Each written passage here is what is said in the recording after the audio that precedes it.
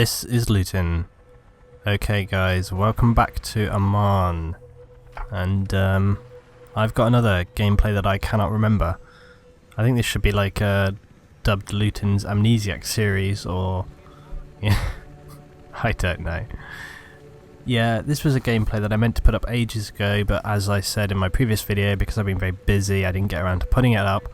The reason I wanted to put this up, not an astonishing gameplay by me, I didn't get any mass crazy kill streaks or anything like that, but what we did do was turn a loss into a win, and to me that's a lot more interesting than someone getting a load of kill streaks. If I wanted to focus on kill streaks, I could have picked a smaller map, something where there was a lot more enemies in a concentrated area, would have focused for the kills. See what I'm doing right here?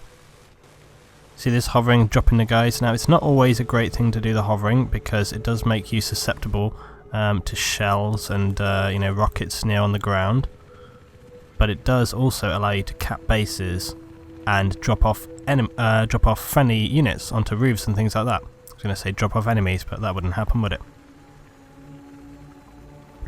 Now it is a very dangerous tactic, because sometimes you can clip a tree with your tail, or you can take an RPG hit or whatever, you can get sniped out of the cockpit. So, you know, it's a high risk tactic, but for me, I think it's one that generally pays off, especially when you have something like the Venom, which is highly maneuverable, very fast when you get it moving right, and it does have strong firepower against, you know, infantry on the ground, and you can take out vehicles with it as well. Those miniguns will do a bit of damage, but it can take a bit of time. And you see this tank guy, he just seems to be unaware of us. Just completely ignored us there. Look at the F-35, honestly. So yeah, okay. The Venom is very good as a transport movement. If you have a squad of your 4 guys, it can be really instrumental in capturing bases, even if it's just a case of, let's say for example that you're heavily locked down, you're outnumbered in terms of the bases, and you need to try and capture multiple points at once. The Venom is great for that, because it moves around so fast, so easy. You can drop off 2 guys on one, 2 guys on another. You know, I'd say obviously you'd have to have a blue with you, but we'd hope that they might, you know, be aware of that. I think I make a catastrophic error here. I have a feeling I did something very, very stupid. But maybe not, maybe... No, this is going to go wrong. I know it. Something's going to happen, surely. Do we... Oh, no. Okay, we survived. I did think on one round, I think I flew vertically up and I clipped the weight balance at the top of the crane, which totally destroyed me. So you dropping Trev off on the roof there, Black Hawk Down style. I wish Blueberries wouldn't do this. I really should make some kind of... I don't know, there isn't a necessary video, but honestly, look at this. What are they shooting at? What are they doing? Oh, there we go. That was my catastrophic error. Oh my god. So as I say, yeah, it's a good tactic providing you actually fly right. Goodness me. Using the QBZ, which is a very, very great gun. It's a good gun. A lot of people like the G36. You know, yeah, I like that gun. G36 is a good gun. But the QBZ, I think it gives you a bit more firepower in close quarters. And as an engineer, I find that you often are fighting more often in close quarters than not, because you tend to be getting in close from the action. You often have to jump out of vehicles, take out enemies. You know, you might be dealing with people in close quarter situations. I generally find that the QBZ gives you better power, and it's pretty accurate. It'll do you decently at range. It's not a bad gun, so try out that QBZ. I would go with the flash suppressor on it though. Taking some fire from the jets there, so I was just trying to have a little bit of a jink. You'd have a little jink left and right, just help you out from the guns there. This is something that's so great about the Venom. You see its maneuverability. You can see how this thing is just, you can just flip it around the map. It's an excellent vehicle. Tank again off, and you see how I spread across the map from, you know, we're moving quickly to cap bases, recap bases, and as I've said before on the previous ones, it's all about speed. You've got to have the speed to cap these bases up. Don't wait, don't ever wait. You've got to keep moving. God, I'm so paranoid after the last time that something's going to happen. You see that RPG there coming in on us? Or was that an RPG? I'm pretty sure that was an RPG coming from the left there. Maybe it was something else.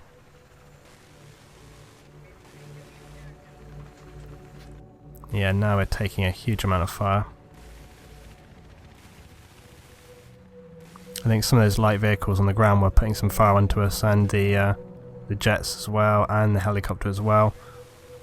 Did that guy just ditch his attack heli? Yeah, okay, so this guy ditched his attack heli to try and take C there. But we spotted him up, look, when we were coming in. So I was trying to... I marked him up with the heli, I think, or one of our guys did. You think they would be able to... Look at these guys pointing the gun directly at him and they couldn't kill him. Still firing the guns, jeez. One thing that really does drive me berserk is Blueberries just firing off the guns. We've all been there, haven't we? We've all been there. You're trying to stealth into a base using some kind of vehicle. Maybe you're in the Jeep. In one of the Jeeps, some guy spawns on you. All of a sudden he just starts firing off the guns. Whoa, I think we took a T90 hit right there. Come on, repair, repair, repair. 26, 28, 35. Oh. No, this is going to end bad. Yep. Hit by one tank straight into the line of the another one. I should have pulled round to the right and had some cover, but the other tank was still out in the beach, so I was worried about that. I think I could have recovered that one, but when you're in the heat of a fight, you know. Okay, we're off with the F-35. You know, the F-35 originally, it seemed like a kind of novel, cool thing, but people have quickly wised up to the fact that its speed, when on the ground, you know, does leave it very wide open. And this means that, you know, you're going to get the T90s, and you're going to get people RPG, and also don't forget, now we've got the Stinger Igla. You know, they will be affecting jets a lot more. I've shot down some good jets with the Iglas and so on now. And I got guys right on me here. Something else that I've found is the very hard banking that you can do normally in jets. It's still doable with the F-35, but personally I find it a bit tricky. But I haven't had a lot of time in the F-35. The maps don't come up extremely frequently, and I haven't, you know, been able to basically get tons of airtime practice. Like I said as well, been very busy, so, you know, the times when you do get into it. This guy's right on me. But looking at the points now whilst I'm fiddling around here, by the way, I'm pretty sure I didn't get any spectacular kills or do anything majorly constructive in the jet here, so I'm just going to babble over it while we wait for me to hop out. Yeah, if we look at the points now, it's pulled even, so we weren't losing. We didn't lose, you know, initially as bad as we did on the previous game. You remember the previous game we played on Oman, where we lost a lot of points, but still managed to, you know, pull it back and win. On this one, it's been slightly more of an uneven fight. I'm running the ECM as always, because I love the ECM. Well, look at that. Look at that little unnecessary roll.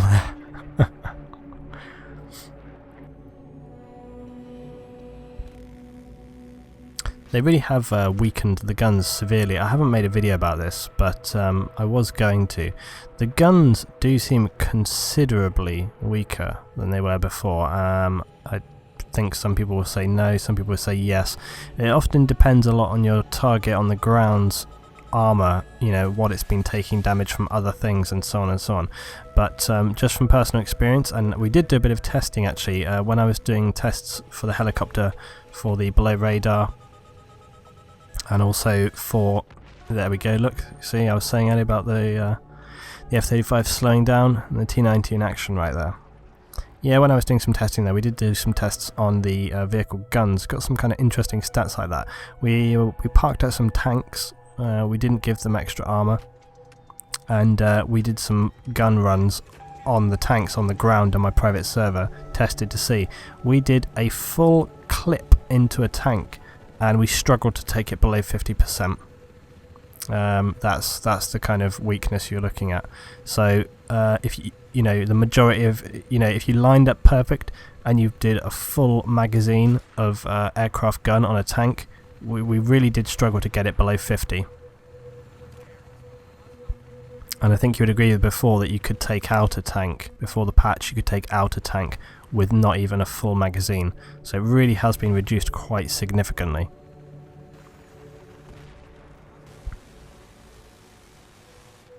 Good job there, combination of the attack heli and Trev on the ground. So you see right here, getting that nice action of dropping off, picking up. And that's what the Venom's all about. You can't just fly around in it, shooting up with the miniguns, because for one thing, people don't really hit anything usually. And oh no, here we go. Oh no. Oh my lord. See, I told you. I knew it was coming. Oh my god. Anyway, back to what I was saying.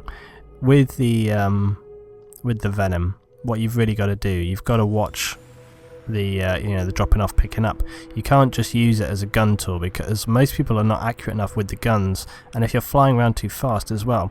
So you really do have to use it as a pickup and transport tool. Again, ditching my jet. Now, I must apologise for that, but if you look what's happening right now, we're losing B, we've lost C and D, so my important priority was to recapture these, okay, and there was no way I was going to be able to get back here quickly enough, and look, we're losing A as well now. So we lost B in the process, and if I had not ditched my jet to get back here, okay, we would not be capping up C right now. There's nobody here, I'm on my own, okay, so this is what I'm talking about, keeping the game in play. Look at the difference in points. We've only got about we had about a 6-point difference there. So it's very, very on a knife edge. We needed to get a second base to keep ourselves in the game. Okay, nobody else was up here. Nobody's at D. I'm on my own. Look, we've lost A. So if I hadn't ditched that jet, if I hadn't got my ass here and capped up this base, we would be in a 4-base losing situation right now. And that is why I say, okay, this is what I've said before in games, you have to prioritize your targets. And now I'm here dealing with a tank on my own. Luckily Martin's just coming in here. Right, we dealt with that tank. So we've capped, so solo right now. Solo, capped a base, taken out a tank. Okay. This is why I say that, I've done some other videos. People can make a difference. One player can make a difference, okay. It's not always the way to play. Alright, you need to play as a team. But sometimes you need to take the initiative. You need to be strong. You need to go, okay, I'm going to have to get here and get this done because it needs to happen. And you can see my team are putting some pressure on A. We've moved up here to D. C is secure. And we're pulling it back. We've lost a lot of tickets though. We lost 20 tickets, look. As I say before, it's all about this speed, about this momentum, keeping it rolling.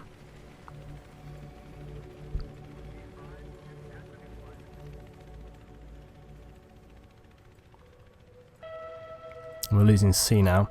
That was inevitable though, because we obviously don't have enough people up here. On the other hand, you can't just stay with one base, so we had to make some kind of positive effort. So we've capped this up, and now we're going to move back down there. Turn to Trev, get back down to C. We're losing it. So I'm jumping out here, got to find these guys. Good chance that when you're looking for people, they'll be in the room right above me here. Okay, so if you're looking around for people at C, you'll often find, here we go, this guy right here.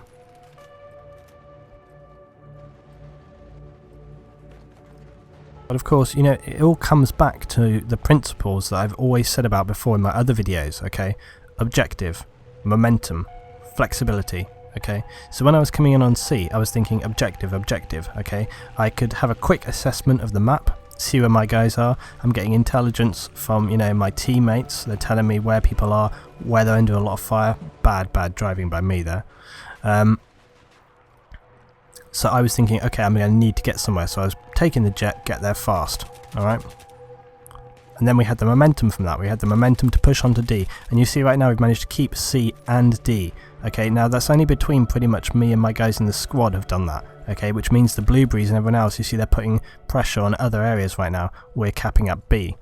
Now you can see the enemy are taking C back as well, but again, as I said, it's going to be inevitable. That's just how these games go. But you have to keep moving around. You can't stay on the one place, because if you do, what will happen, they will push you and control you.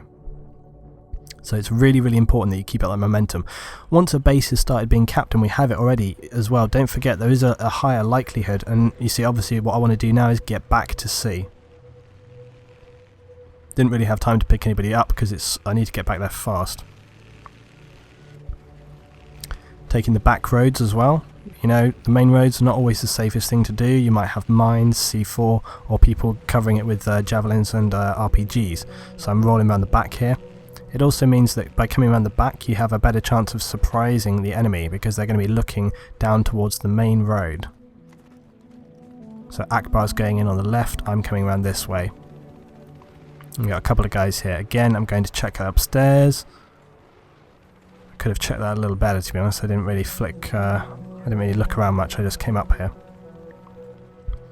But again, you see that kind of momentum that we have going on because we're moving quickly from base to base to base. So we capped up B, pushed them back, cleared it out, moved back up here, cap up C. And then you see what I'm doing right now.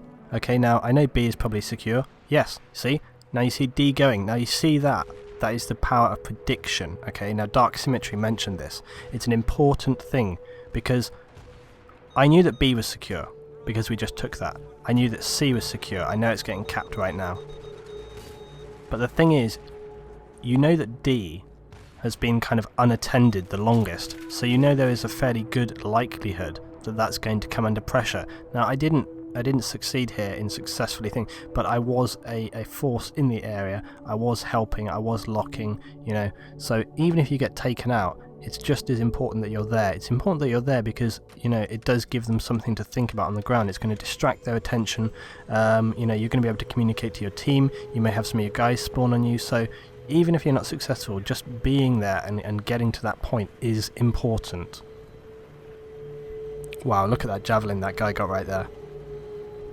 That was a nice quad. Wow, good explosion as well on that building. But yeah, so predicting where people are going to be, that's really, really important. And Conquest is very, very much about predicting, about your ability to look at what's happening on the ground and, you know, assess where people are going to go to, basically. Because you need to be one step ahead. And again, like I've said before, you know, Conquest is very much like Arathi Basin in WoW.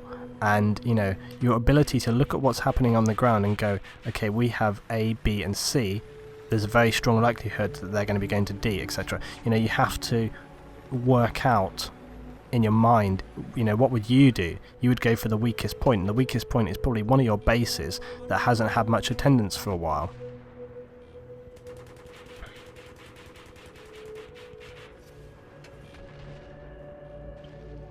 I do like the attack helis. I'm getting much better with my heli piloting. I remember when we picked up Battlefield, you know, the controls were so weird, so different from Bad Company 2 that I was literally taking off and crashing. But now it's getting a lot more fluid. It's getting to where it should be. Apart from obviously crashing into cranes, crashing into buildings, getting shot by RPGs, and all of this stuff. See, this is what I was saying about the high risk strategy. You know, you can cap some bases, but I felt it was necessary for us to try and do that, you know, because me and Trev in the heli were the only ones on the ground there. So yeah, thought it was a necessary one. Anyway, we're coming up slightly more towards the end. One thing I will say is that unfortunately, this, I couldn't believe it, okay, but you know my previous Oman round where the scoreboard didn't show at the end? Well, it happened in this round as well, which was weird and irritating at the same time. But if you're really interested in the score, I mean, basically we win. But I mean, if you're really interested in the score, you can just check the. I do check the board about 30 seconds before the end or something like that. I didn't do especially well. I think I finished 8 and 9 actually on this round. Where the hell did that guy go? I finished him off. Yeah, I think I finished like 8, 9, 50, 50 or something by the end, so not especially good, but it's because most of this round has been me spamming myself around trying to cap up bases. That's often how it goes with Conquest. I don't really focus on the kills in Conquest usually. I do tend to just spam around and cap the bases up. And you see, obviously, look, from our speed right now, managed to set up and control all these bases.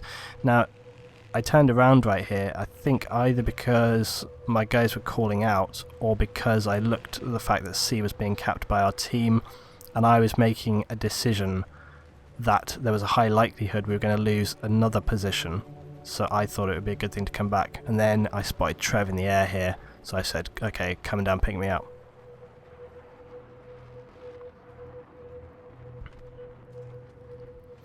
But yeah, think about this when you're playing games of Conquest. Conquest is so much about the things that I've said before. It's about prediction, and it's about being able to sort of preempt your enemy. You have to think several steps ahead when you're playing Conquest, because of the distance involved. That's the main reason. You know, it's going to take you time to get to somewhere, so you have to be already moving in order to do so. It does make me think, you know where I learned that, you know where you learn the prediction, you learn it very, very early on. And I remember playing GoldenEye with my friends. I've brought up GoldenEye before, everybody loves it. There's an interesting article on GoldenEye, I think it was on Joystick, I think, so maybe check that one out. If I can find that article, I'll link it. It was, they wrote two articles, one saying about how GoldenEye sucked and one saying how it was great. But they were both an interesting read, so I'll try to find that. But yeah, basically my point was that when I used to play GoldenEye with my friends, the guys that I used to play with, we used to play every day after school. And I remember we used to play a hell of a lot of team deathmatch, hardcore sort of one-hit kills on the basement there. And one thing they used to say is be like, oh my god, Dave, they'd be like, wow, we're taking a caning in this helicopter. Get us out of here. Oh, bad pilot. Bad pilot, Trev, sorry. Gotta say. You should have saved us, man. But yeah, when I was playing GoldenEye, I would often find that I'd be running to a position just after I got a kill. So they would spawn, and then I would almost kill them again. I remember one of my friends got really angry because I killed him several times in a row as he spawned, because I started running to where he was going to be as he spawned. The same principle here, you know, as soon as a base is capped, like with at C, or if you have multiple guys at a base, yeah, let's say you've got 3-4 people at a base, and it's literally pretty much secure, it's going to be capped, move, okay? I know you may not get the extra points, but you will help secure the game if you start moving, like as soon as you literally can, yeah? And again, we've managed to stay in full control of 4 bases. The other thing to say is that, you know, if and where possible, if you can keep 3 or 4 bases up, you know, it's going to be much easier. And as a, you know, if you're in the opposite situation, it's so dangerous. That's why you've got to do what I did earlier on, which is fly across the map, try and pick up a base behind them, use that distance to get a buffer that allow you to cap. Because if you get in a situation where they have 3-4 bases, it means that every time you try to cap a base, they'll throw everything at it, and that'll make it very difficult for you to like cap back. Yeah, there we go. See, I'm on 8-9, but I have got 6k points, so I'm not doing too bad. Okay, so this bound is basically over. Round. This round is basically over. Thanks for watching, guys. This has been another blind memory game for me. It's been an okay one.